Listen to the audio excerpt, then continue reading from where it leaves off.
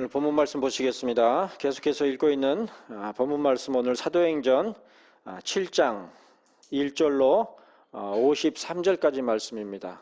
좀 긴 본문이죠. 사도행전 7장 1절로 53절까지 말씀 제가 봉독해 드리겠습니다. 대제사장이 이르되 이것이 사실이냐? 스데반이 이르되 여러분 부형들이여 들으소서. 우리 조상 아브라함이 하란에 있기 전 메소포타미아에 있을 때에 영광의 하나님이 그에게 보여 이르시되 내 고향과 친척을 떠나 내가 내게 보일 땅으로 가라 하시니 아브라함이 갈대아 사람의 땅을 떠나 하란에 거하다가 그의 아버지가 죽음에 하나님이 그를 거기서 너희 지금 사는 이 땅으로 옮기셨느니라. 그러나 여기서 발붙일 만한 땅도 유업으로 주지 아니하시고 다만 이 땅을 아직 자식도 없는 그와 그의 후손에게 소유로 주신다고 약속하셨으며 또 하나님이 또 이같이 말씀하시되 그 후손이 다른 땅에서 나그네가 되리니 그 땅 사람들이 종으로 삼아 400년 동안을 괴롭게 하리라 하시고 또 이르시되 종 삼는 나라를 내가 심판하리니 그 후에 그들이 나와서 이곳에서 나를 섬기리라 하시고 할례의 언약을 아브라함에게 주셨더니 그가 이삭을 낳아 여드레 만에 할례를 행하고 이삭이 야곱이 우리 12조상을 낳으니라. 여러 조상이 요셉을 시기하여 애굽에 팔았더니 하나님이 그와 함께 계셔 그 모든 환난에서 건져내사 애굽 왕 바로 앞에서 은총과 지혜를 주심에 바로가 그를 애굽과 자기 온 집의 통치자로 세웠느니라. 그때에 애굽과 가나안 온 땅에 흉년이 들어 큰 환난이 있을세 우리 조상들이 양식이 없는지라. 야곱이 애굽에 있는 곡식이 있다는 말을 듣고 먼저 우리 조상들을 보내고 또 재차 보내매 요셉이 자기 형제들에게 알려지게 되고 또 요셉의 친족이 바로에게 드러나게 되니라. 요셉이 사람을 보내 그의 아버지 야곱과 온 친족 75사람을 청하였더니 야곱이 애굽으로 내려가 자기와 우리 조상들이 거기서 죽고 세겜으로 옮겨져 아브라함이 세겜 하몰의 자손에게서 은으로 값주고 산 무덤에 장사되니라. 하나님이 아브라함에게 약속하신 때가 가까움에 이스라엘 백성이 애굽에서 번성하여 많아졌더니 요셉을 알지 못하는 새 임금이 애굽 왕 위에 오르매 그가 우리 족속에게 교활한 방법을 써서 조상들을 괴롭게 하여 그 어린아이들을 내버려 살지 못하게 하려 할세. 그때에 모세가 났는데 하나님이 보시기에 아름다운지라 그의 아버지의 집에서 석 달 동안 길리더니 버려진 후에 바로의 딸이 그를 데려다가 자기 아들로 기르매 모세가 애굽 사람의 모든 지혜를 배워 그의 말과 하는 일들이 능하더라. 나이가 40이 되매 그 형제 이스라엘 자손을 돌볼 생각이 나더니 한 사람이 원통한 일 당함을 보고 보호하여 압제받는 자를 위하여 원수를 갚아 애굽 사람을 쳐 죽이니라. 그는 그의 형제들이 하나님께서 자기 손으로 통하여 구원해 주시는 것을 깨달으리라고 생각하였으나 그들이 깨닫지 못하였더라. 이튿날 이스라엘 사람끼리 싸울 때에 모세가 와서 화해시키려 하여 이르되 너희는 형제인데 어찌 서로 해치느냐 하니 그 동물을 해치는 사람이 모세를 밀어뜨려 이르되 누가 너를 관리와 재판장으로 우리 위에 세웠느냐 내가 어제는 애굽 사람을 죽임과 같이 또 나를 죽이려 하느냐 하니 모세가 이 말 때문에 도주하여 미디안 땅에서 나그네 되어 거기서 아들 둘을 낳으니라. 40년이 참에 천사가 시내산 광야 가시나무 떨기 불꽃 가운데서 그에게 보이거늘 모세가 그 광경을 보고 놀랍게 여겨 알아보려고 가까이 가니 주의 소리가 있어 나는 내 조상의 하나님 즉 아브라함과 이삭과 야곱의 하나님이라 하신데 모세가 무서워 감히 바라보지 못하더라. 주께서 이르시되 내 발에 신을 벗으라. 내가 서 있는 곳은 거룩한 땅이니라. 내 백성이 애굽에서 괴로움 받음을 내가 확실히 보고 그 탄식하는 소리를 듣고 그들을 구원하려고 내려왔노니 이제 내가 너를 애굽으로 보내리라 하시니라. 그들의 말이 누가 너를 관리와 재판장으로 세웠느냐 하며 거절하던 그 모세를 하나님은 가시나무 떨기 가운데서 보이던 천사의 손으로 관리와 속량하는 자로 보내셨으니 이 사람이 백성을 인도하여 나오게 하고 애굽과 홍해와 광야에서 40년간 기사와 표적을 행하였느니라. 이스라엘 자손에 대하여 하나님이 너희 형제 가운데서 나와 같은 선지자를 세우리라 하던 자가 곧 이 모세라. 시내산에서 말하던 그 천사와 우리 조상들과 함께 광야 교회에 있었고 또 살아있는 말씀을 받아 우리에게 주던 자가 이 사람이라. 우리 조상들이 모세에게 복종하지 아니하고자 하여 거절하며 그 마음이 도리어 애굽으로 향하여 아론더러 이르되 우리를 인도할 신들을 우리를 위하여 만들라. 애굽 땅에서 우리를 인도하던 이 모세는 어떻게 되었는지 알지 못하노라 하고 그때에 그들이 송아지를 만들어 그 우상 앞에 제사하며 자기 손으로 만든 것을 기뻐하더니 하나님이 외면하사 그들을 그 하늘의 군대 섬기는 일에 버려두셨으니 이는 선지자의 책에 기록된 바 이스라엘의 집이여 너희가 광야에서 40년간 희생과 제물을 내게 드린 일이 있었느냐 몰록의 장막과 신레판의 별을 받들었으며 이것은 너희가 절하고자 하여 만든 형상이로다 내가 너희를 바벨론 밖으로 옮기리라 함과 같으니라. 광야에서 우리 조상들에게 증거의 장막이 있었으니 이것은 모세에게 말씀하신 이가 명하사 그가 본 그 양식대로 만들게 하신 것이라. 우리 조상들이 그것을 받아 하나님이 그들 앞에서 쫓아내신 이방인의 땅을 점령할 때에 여호수아와 함께 가지고 들어가서 다윗 때까지 이르니라. 다윗이 하나님 앞에서 은혜를 받아 야곱의 집을 위하여 하나님의 처소를 준비하게 하여 달라고 하더니 솔로몬이 그를 위하여 집을 지었느니라. 그러나 지극히 높으신 이는 손으로 지은 곳에 계시지 아니하시나니 선지자가 말한 바 주께서 이르시되 하늘은 나의 보좌요 땅은 나의 발등상이니 너희가 나를 위하여 무슨 집을 짓겠으며 나의 안식할 처소가 어디냐 이 모든 것이 다 내 손으로 지은 것이 아니냐 함과 같으니라.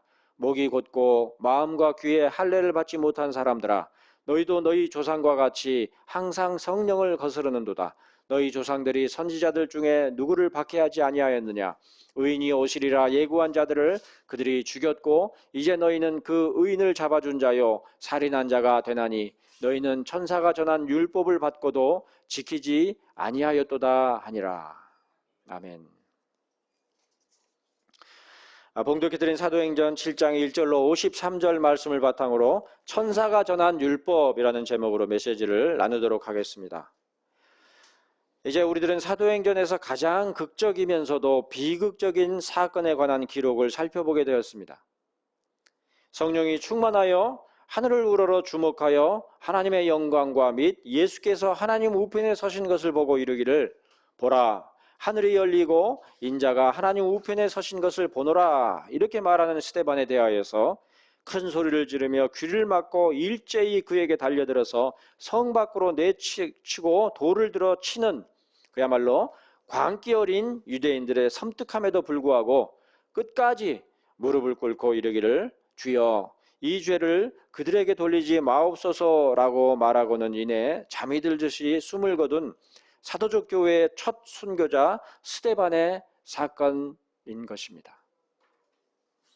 사도행전 6장 11절에 기록한 바 사람들을 매수하여 말하게 하되 이 사람이 모세와 하나님을 모독하는 말을 하는 것을 우리가 들었노라 하게 하였더라는 말씀으로 보건대 그들은 이미 스데반을 죽일 만한 명분을 준비해 두었습니다.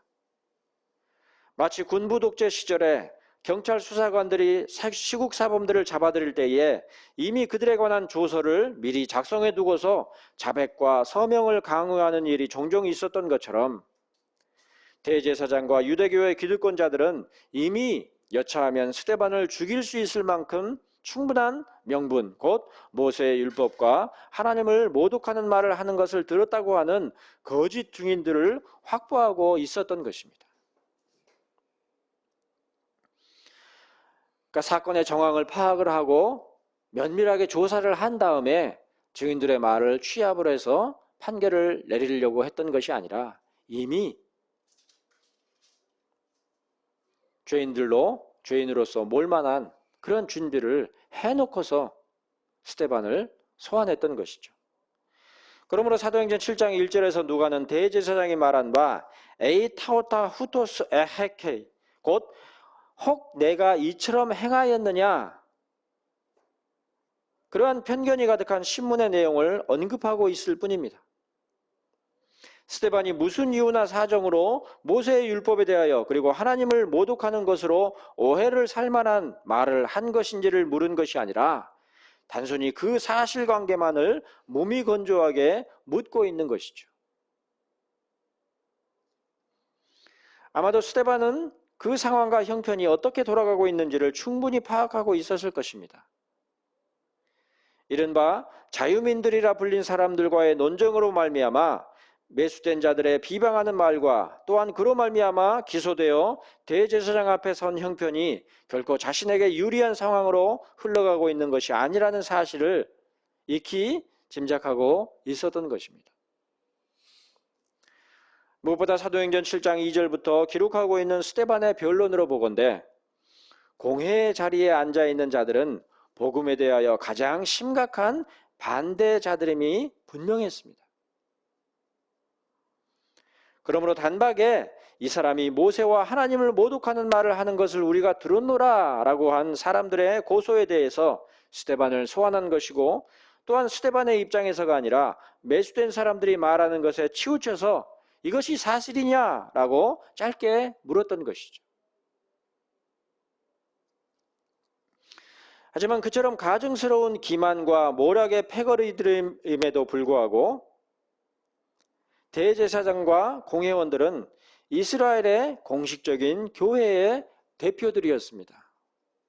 함부로 대할 사람들이 아니었죠. 구약시대에 출애굽한 백성들로 이뤄진 광야교회에 모세를 관리와 속량하는 자로서 보내셨던 것과 유사하게 대제사장과 공회의 여러 회원들은 이스라엘의 공식적인 종교 지도자들이자 교회의 대표로서 세워져 있었던 것입니다. 그러므로 스데반은 정중한 예의를 갖춰서 안드레스 아델포이 카이 파레테스 곧 형제된 자들 그리고 아버지들이여 라고 공회원들에게 호칭한 것인데, 한글 성경에서는 여러분 부형들이여 라는 그러한 짧은 호칭으로 번역하고 있습니다. 그러나 여러분 부형들이여 라고 번역된 문구에는 더욱 중요한 호칭이 살짝 숨겨져 있는데, 그것은 바로 카이 파테레스 곧 아버지들이여 라는 호칭입니다. 그러니까 당시의 종교 지도자들에 대하여서 아버지들이여 이렇게 정중하고 극존칭의 그러한 호칭을 사용한 것이죠. 물론 한글 번역에서도 아비부자를 포함하여서 부형들이라고 번역하였습니다마는 스데반이 그처럼 형제이자 아버지들로서 그들을 호칭한 것은 그들의 종교적인 권위를 고스란히 인정하는 의미가 내포되어 있는 것입니다.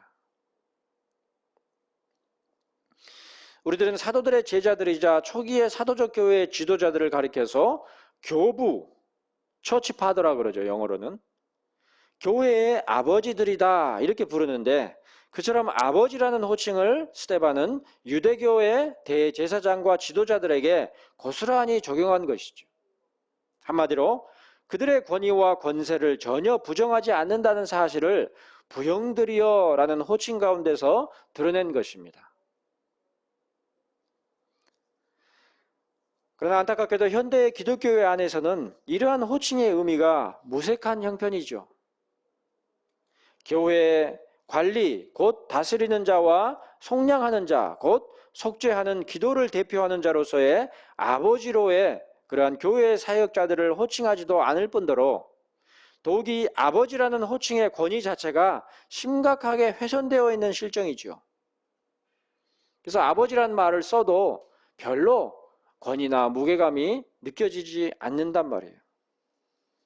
그런즉 현대사회의 기독교회들 안에서는 높은 권위를 대표할 만한 단적인 표지가 되는 캐릭터를 거의 찾아보기 어려운 실정입니다. 그리고 그만큼 권위라는 것의 무게와 엄중함을 실감하기 어려운 실정이죠. 특별히 현대사회에서의 아버지의 위상과 권위의 실추가 참으로 심각합니다. 에베소서 5장 34절 후반부의 문장에서 아내도 자기 남편을 존경하라고 기록한 것을 볼 수가 있는데, 이 구절과 관련하여서 17세기 비국교도 목회자였던 리차드 스트린 해설하기를 남편의 인격과 지위 모두에 대하여서 남편을 두려워하고, 헬라어 어법에서는 두려워하라 이렇게 되어 있고, 또 킹제임스 버전에서는 추앙하거나 리버런스 이렇게 표기되어 있고, 또 뉴 킹제임스 버전에서는 존경하라, 리스펙트 이렇게 용어를 쓰고 있는데, 물론 그에 앞서 남편들에게도 자기의 아내 사랑하기를 자신같이 하라 이렇게 기록했지만 그 이전에 아내들에게 분명 그 남편을 두려워할 줄 알고 추앙한다 할 만큼 존경하는 마음이 요구됨이 분명히 기록되어 있는 것입니다. 그러니까 남편을 우습게 여기지 말고 두려워할 정도로 추앙하고 존경할 줄 알아야 되는 것이죠. 그러면 남편이 한두 가지 혹은 다수의 흠결이 있다고 하더라도 기본적으로 그가 남편이기 때문에, 그리고 자녀들에게 있어서는 그가 아버지이기 때문에, 그가 지혜롭든지 어리석든지 똑똑하든지 느리든지 능숙하든지 서투르든지 간에 존경을 받을 자격이 있는 것입니다. 스틸의 설명이죠. 스데반이 유대교회 공회원들에 대하여서 부형들이여 라고 칭한 것에는 바로 이 같은 스틸의 해석이 드러내는 권위와 무게가 너무나도 분명하게 반영되어 있는 것이죠. 그 당시에 아버지의 그 위상과 같이 그들을 존중하고 칭하면서 변증을 시작한 것입니다. 무엇보다도 스데반이 그러한 호칭을 사용한 것은 결코 선처를 구하는 아첨이나 실리적인 계산이 깔려있는 것이 아니었습니다. 만일에 그런 계산 가운데서 여러분 부형들이여 라고 호칭한 것이었다면 공회원들이 바라는 바가 무엇인지를 생각해서 그에 상응하는 말을 하는 것이 당연했을 것이지만 사도행전 7장 2절에서부터 시작하는 스데반의 답변에는 그 어떤 실리적인 계산이 없이 성경 자체에 담긴 하나님의 메시지를 설명하며 변증하는 가히 설교라 할 만한 그런 것이었죠.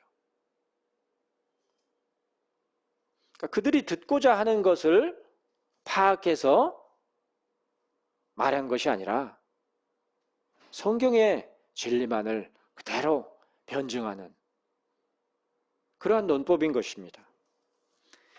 특별히 스데반은 율법과 관련하여 유대교에서 중시하는 모세 이전의 인물들, 곧 아브라함과 이삭, 야곱과 요셉을 소개하여 언급하면서 할례의 언약, 곧 여기서 발붙일 만한 땅도 유업으로 주지 아니하시고 다만 이 땅을 아직 자식도 없는 그와 그의 후손에게 소유로 주신다고 약속하시고, 또한 할례로서 대대로 그의 후손들 가운데 그 표징을 남기도록 하신 것이 의미하는 바가 무엇인가 하는 그런 내용이었죠. 사실 유대인들에게 있어서 율법의 권위와 보증과 관련해서는 모세만으로도 충분했습니다. 모세의 율법, 그러면 족한 것이죠. 시내산에서 여호와 하나님과 대면하여 받은 율법의 두 돌판을 들고 있었던 모세의 모습만으로 그들은 율법의 절대적인 권위를 앞세웠던 것입니다.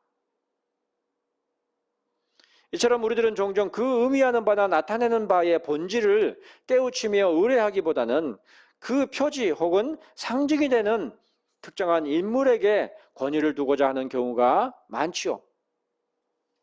심지어 믿음에 있어서도 거의 본성적이라 할 만큼 우리들은 사람의 권위를 앞세우는 경우가 많은 것입니다.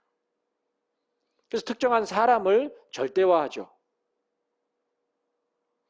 그래야 유대인들이 율법의 선함과 절대적임을 주장하는 근거로 시내산의 모세를 떠올리듯이 특정한 신학이나 믿음의 심벌로서 신학자나 사역자를 앞세우곤 하는 것을 볼 수가 있습니다.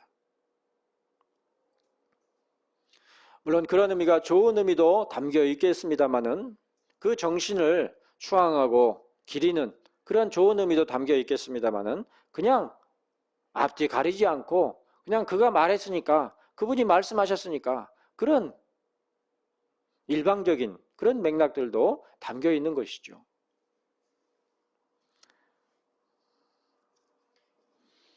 물론 그 가운데서 우리들이 의도하는 것은 대부분의 사람의 권위가 아니라 그 사람을 통하여 정의되고 정립된 진리에 근거하는 것이겠지만, 그럼에도 불구하고 진리의 객관성보다는 특정한 사람의 권위에 더욱 의지하는 경우들을 볼 수가 있는 것입니다.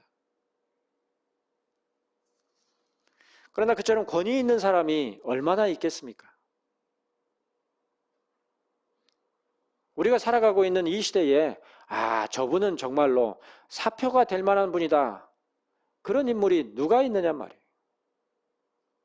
멀리서 볼 때는 참 존경스러운 사람 같지만 가까이서 지켜보면 그도 사람일 뿐이죠. 스데반을 공회에 소환했을 당시에 대제사장과 공회원들 그리고 나머지 유대인들이 바로 그러한 자들이었죠. 그러므로 스데반에 대하여서 율법을 거슬러 말하기를 마지 아니하는도다 라고만 말하지 않고 모세가 우리에게 전하여 준 규례를 고치겠다 함을 우리가 들었노라 이렇게 말하여 모세를 앞세운 것이죠. 감히 모세의 말을 거역해? 그런 식이죠.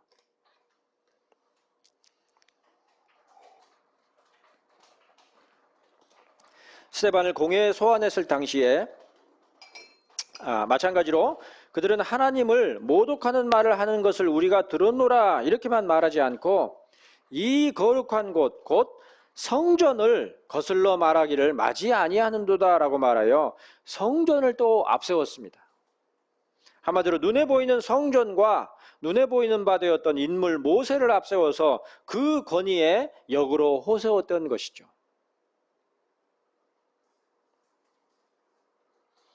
그러니까 그들에게, 유대인들에게 있어서 성전과 모세가 하나의 캐논이 되어 있었던 것입니다. 이처럼 오늘날에도 악의적으로 모함을 해서라도 쟁론하기를 좋아하는 사람들을 보면 흔히 누군가의 권위를 내세우는 경우를 볼 수가 있습니다. 앞뒤 안 가리고 그분이 말씀하셨으니까 그대로 해야 될 거 아니야. 왜 그걸 안 지켜? 왜 그 말을 어겨? 그런 식이죠. 어느 교수님이 이렇게 말씀하셨기 때문에 당신의 주장은 틀렸다. 혹은 어느 목사님이 저렇게 말씀하셨기 때문에 당신의 주장은 잘못된 것이다. 이렇게 말하는 경우를 볼 수가 있는 것입니다. 물론 어느 교수 혹은 어느 목사가 말하는 것이 충분히 검증된 입장에 있는 것이기 때문에 그에 근거하여 그처럼 호소할 수도 있겠습니다만, 그러나 그럴 경우라도 특정한 인물이 아니라 그 인물이 객관적으로 주장하여 검증된 바 그 내용 자체로서 오류를 논박하는 것이 더욱 적절한 것이라 하겠습니다.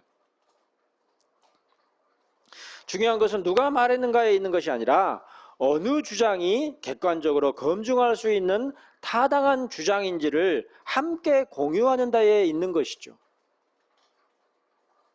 그렇게 함께 논의하고 검증함으로써 논의한 모두가 결론을 내리게 되었을 때에 비로소 논쟁은 의미가 있게 되는 것이고 또한 생산적인 결과를 산출하는 것이라 하겠습니다. 그러니까 논쟁이나 쟁론에 있어서 중요한 것은 내 논점이 이기는 것이 아니라 공유하는 데 있는 것이죠. 내 주장도 하고 저 사람도 주장을 하는 것을 통해서 결론적으로 오류가 시정이 되고 정확한 지식이 서로 공유되는 그런 데 목적이 있는 것이죠. 어쨌든 다시 스데반의 상황으로 넘어와서 사도행전 7장의 스데반의 메시지를 볼 때에 우리들은 스데반이 대제사장과 공회원들의 권위를 정중하고도 명백하게 인정하면서도 율법을 향하고 있는 바가 무엇인지 혹은 율법이 향하고 있는 바가 무엇인지 혹은 누구를 향하고 있는지를 변론하였음을 볼 수가 있습니다.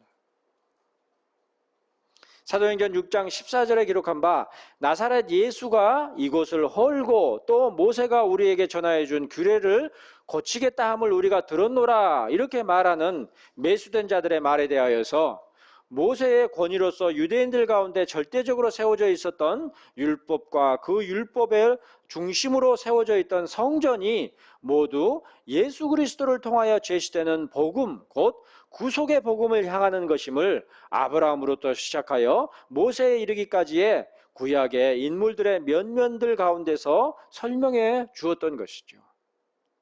그러니까 성경을 통하여서 변증한 것입니다.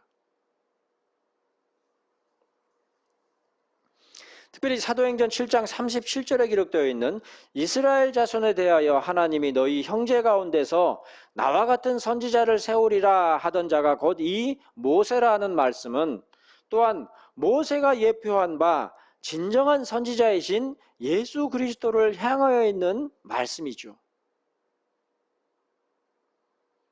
그러니까 그 모세는 모세 자체로서 그 예표하는 바가 끝나는 것이 아니라 그 모세가 또한 예수 그리스도를 예표하는 것으로서 그렇게 역사 가운데 있었던 것을 언급한 것입니다.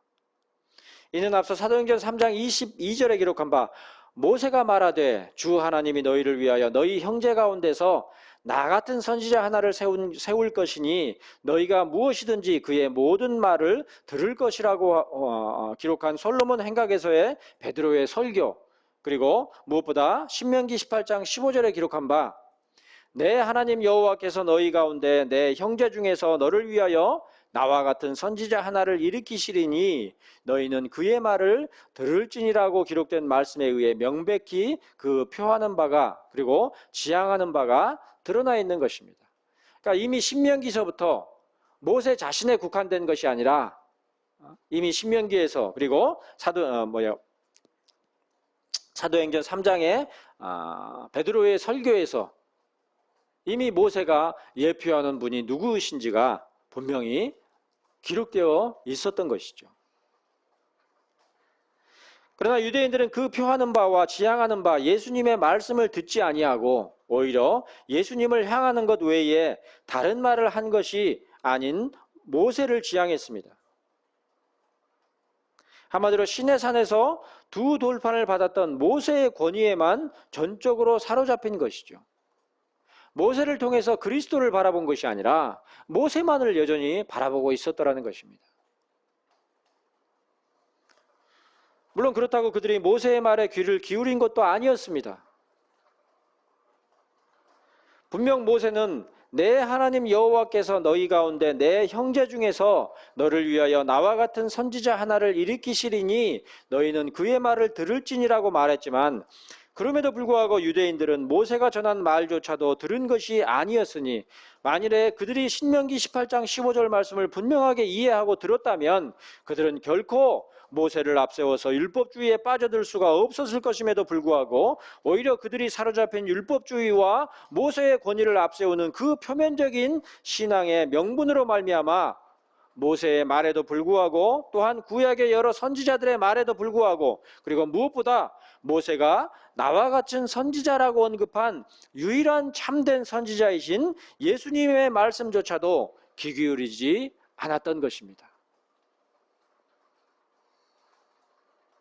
그러니까 율법과 모세는 다 예수 그리스도와 그의 말씀에 주목하도록 그렇게 향하고 있는 것인데 엉뚱한 모세 자신과 또 모세가 전한 그 율법 조문에만 사로잡힌 것이 바로 율법주의요 유대주의였던 것이죠. 스데반의 설명에 따르면 오히려 모세는 유대인들이 거역하게 될 메시아이신 예수님에 대한 더욱 확실한 예표였음이 분명합니다. 오늘 본문 39절에 기록한 바 우리 조상들이 모세에게 복종하지 아니하고자 하여 거절하며 그 마음이 도리어 애굽으로 향하였었던 것처럼 그리하여 이어지는 40절에 기록한 바 아론더로 이르되 우리를 인도할 신들을 우리를 위하여 만들라고 했던 것처럼 그들의 조상들이 광야 교회에서 거스르며 복종하지 않았던 모세와 율법은 예수 그리스도의 교회에 대하여서도 거짓 우상과 불순종의 심벌일 뿐이었던 것입니다. 오늘날 이단들 가운데서 그런 일들이 횡행하죠.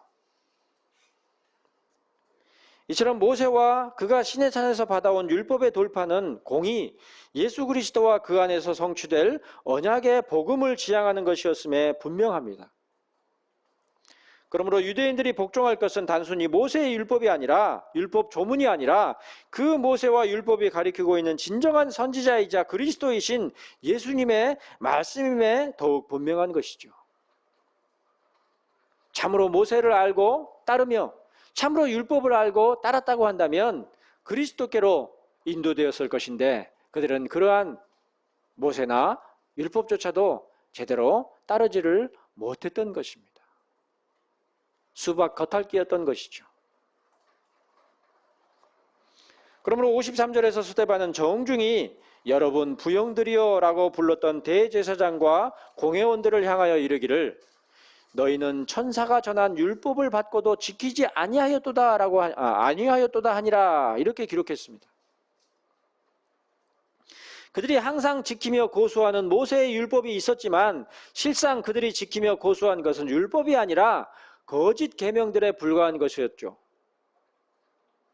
마치 그들이 높이며 절대적인 양 숭앙하는 성전에 대한 믿음이 광야에서 송아지를 만들어 우상 앞에 제사하며 자기 손으로 만든 것을 기뻐하였던 그 모습에 지나지 않았으며, 또한 다윗이 하나님 앞에서 은혜를 받아 야곱의 집을 위하여 하나님의 초소를 준비하게 하여 달라고 하더니 솔로몬이 그를 위하여 집을 지었어도 선지자를 통하여 이르신 바 하늘은 나의 보좌요 땅은 나의 발등상이니 너희가 나를 위하여 무슨 집을 짓겠으며 나의 안식할 처소가 어디냐? 이 모든 것이 다 내 손으로 지은 것이 아니냐 함과 같이 성전을 절대적으로 높이며 추앙하는 그들의 믿음은 참으로 가증한 우상 숭배의 다름이 아니었던 것이죠. 중세시대에도 이런 일이 횡행했죠. 예배당을 성당이라고 하고 예배당 자체를 하나님의 초소인 양 추앙하고, 그런데 38절에서 스데반은 두 가지 특별한 언급을 하는데 그것은 광야에 있었던 출애굽한 백성들을 가리켜서 뭐라 그랬어요? 광야교회라고 칭한 것이며, 또 한 가지는 시내산에서 모세가 받은 율법을 가리켜서 뭐라 그랬습니까? 살아있는 말씀이라고 한 것이 바로 그것입니다. 살아있는 말씀이라는 말은 헬라어로 로기아 존타, 곧 생명의 계시 혹은 생명의 말씀입니다. 한마디로 모세가 시내산에서 받아온 율법을 가리켜서 죽게 하는 말씀이 아니라 생명을 주는 말씀이라고 한 것입니다. 이것은 레위기 18장 5절에 기록한 바 너희는 내 규례와 법도를 지키라. 사람이 이를 행하면 그로 말미암아 살리라 함과 동일한 맥락이죠. 고린도후서 3장 6절에서 사도 바울은 율법 조문은 죽이는 것이라고 말했지만 그 말은 율법 조문의 직분과 새 언약의 일꾼을 비교하는 가운데서 곧 육신의 직분이 아니라 영의 직분의 탁월함을 전달하는 맥락에서 언급한 것이고, 누가복음 18장 28절에서 율법에 관하여 언급하는 바 이를 행하라 그러면 살리라고 한 주님의 말씀과 같이 율법 그 자체는 그것을 진실로 따라 행하는 자에게 생명을 주는 말씀임에 분명한 것입니다. 그러므로 사도행전 7장 53절에서 스데반은 율법을 가리켜서 천사가 전한 율법이라 이렇게 언급한 것이죠. 율법 그 자체는 선하고 우리에게 생명을 주는 귀한 것인데 다만 우리가 율법을 지켜 행하지 못할 뿐이죠. 분명히 율법 자체는 우리에게 생명을 주는 말씀임에도 분명하고, 그러나 또한 율법은 우리를 죽이는 조문이 되기도 하는 것인데 그것은 율법 자체의 독성이 있어서가 아니라 우리들 자신의 부패함 때문입니다. 율법이 불완전한 것이고 율법이 해악한 것이어서 우리가 율법으로 말미암아 사망에 이르는 것이 아니라 우리들 자신의 죄악으로 말미암아 죄성으로 말미암아 율법을 지킬 수가 없는 것이죠.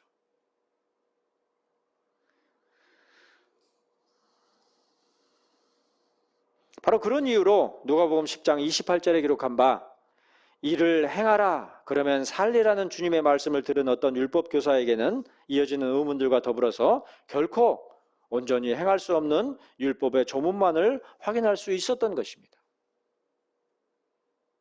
그래, 네가 알고 있는 그 율법을 지켜 행해라. 그런데 행할 수가 없었던 것이죠. 행할 수 있는 의지와 능력이 우리 속에 없는 것입니다. 내 이웃을 내 자신같이 사랑하라는 율법의 조문조차도 실제로 지켜 행하지를 못하고서 내 이웃이 누구이니까 라는 물음만을 할 수 있었을 뿐 어떤 사마리아 사람에 관한 비유를 말씀하신 뒤에 가서 너도 이와 같이 행하라 이렇게 명하신 주님의 말씀에 대한 그 율법교사의 어떠한 순종의 여부도 누가복음에서는 확인할 수가 없는 것입니다. 그에 반하여 오히려 율법 자체는 분명 생명을 주는 것임에 분명하죠. 공회에 모인 유대인들이 붙잡고 있는 율법의 조문들은 그들에게 생명을 주는 것이 아니라 죽음을 주는 정죄의 조문들이었음에도 불구하고 그들은 그 조문들 가운데서 사망에 이르게 하는 냄새를 전혀 맡지 못할 뿐이었지만, 그럼에도 불구하고 스데반이 말한 바 그들이 받은 율법은 천사가 전한 율법이요 살아있는 말씀임에 분명했던 것입니다. 분명 율법은 생명의 말씀이지만 우리가 그 가운데서 생명을 취할 수 없는, 율법을 지켜 행할 수 없는 그런 것임에도 불구하고 분명 율법 그 자체는 천사가 전한 선한 생명을 주는 그런 말씀으로 여전히 있는 것이란 말이죠. 왜냐하면 율법에 속하는 신명기 18장 15절 말씀은 이르기를 내 하나님 여호와께서 내 형제 중에서 너를 위하여 나와 같은 선지자 하나를 일으키시리니 너희는 그의 말을 들을지니라 라는 약속과 은혜의 말씀을 또한 율법 자체가 포함하고 있기 때문입니다. 이런 점에서 율법은 우리를 그리스도께로 이끄는 몽학선생이 되는 것이죠. 스데반은 그러므로 공회에 모인 유대인들에게 그들이 그저 육신적으로만 추앙하고 있었던 모세와도 같이 생명을 주는 말씀을 들고 오신 참 선지자 예수를 소개하였으며, 그들이 터무니없이 열중해 있는 율법의 온전한 뜻과 의미가 무엇인지를 간절하며 진실한 마음으로 전하고자 했습니다. 비록 그들은 목이 곧고 마음과 귀에 할례를 받지 못한 사람들이며 또한 그들의 조상들은 의인이 오시리라 예고한 자들을 죽인 자들일 뿐 아니라 그들 또한 그 의인을 잡아준 자요 살인한 자임에 분명하지만, 그러나 로마서 4장 25절에서 스데반에 죽임당하는 것을 마땅히 여긴 자였던 바울은 기록하기를 뭐라 그랬습니까? 예수는 우리가 범죄한 것 때문에 내줌이 되고 또한 우리를 의롭다 하시기 위하여 살아나셨느니라, 그렇게 기록했던 것입니다. 우리 육신의 안목으로 볼 때에 스데반과 관련한 사도행전 7장의 모든 기록들은 참으로 통탄할 만한 비극적인 사건일 뿐이지만, 그 모든 정황을 살펴본 사도 누가의 시선과 나중에 사도가 된 바울의 시선 가운데서 바라보자면 그 비극적인 사건이야말로 예수님께서 친히 보이신 모든 일들을 다시 한번 드러내는 표징과도 같은 은혜와 복음의 사건임에 분명함을 명백히 알 수가 있는 것이죠. 그럼에도 불구하고 스데반이 겸손하면서도 정중하게 전하는 바 참된 율법의 의미와 그 가운데 담겨있는 은혜에 관한 메시지를 들은 공회원들의 반응이 어떠했습니까? 아, 당신 말이 옳소. 우리가 하나님 앞에 큰 범죄를 저질렀소. 그랬습니까? 사도행전 7장 54절에 기록한 바 그들이 이 말을 듣고 마음에 찔려 그를 향하여 이를 갈거늘, 이렇게 기록했지 않았습니까?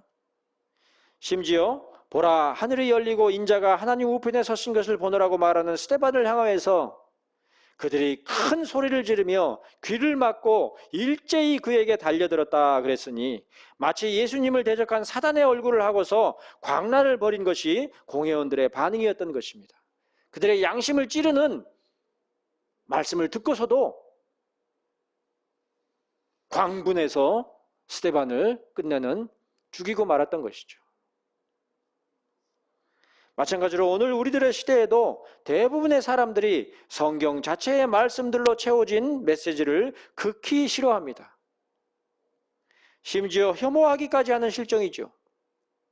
그런 것이 무슨 설교냐? 몸이 건조하게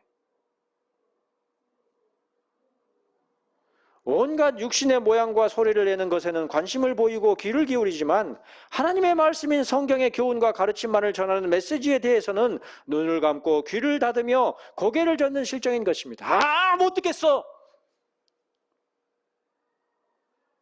좀 재밌는 얘기를 좀 들려주세요. 우리가 원하는 설교를 좀 해주세요. 그런 시대죠.